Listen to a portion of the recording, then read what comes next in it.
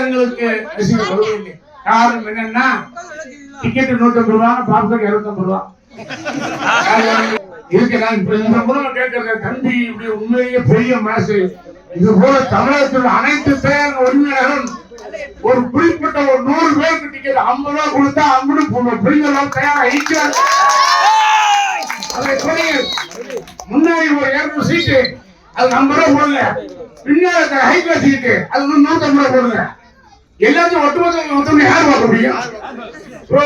திரையரங்களுக்கு குடும்பங்களையும் குழந்தைகளையும் பெண்களையும் வர வைக்கும் என்றால் அதை தரட்டிக்கு சொல்லுவாங்க முந்தைய காலத்துல. அந்த மாதிரி முன்னால் ஒரு 100 இருக்கு. அண்ணனுடைய பெரிய மனுஷப்படி 50 ரூபா தர மாதிரி தமிழகம் முழுவதும் அனைத்து திரைகளிலும் ஏழை எளிய மக்களுக்காக தமிழ்நாட்டில் இருக்க ஒரே ஒரு பொதுவோட்டு என்ன சினிமா. இது ரொம்ப நாள் ஆகணும்.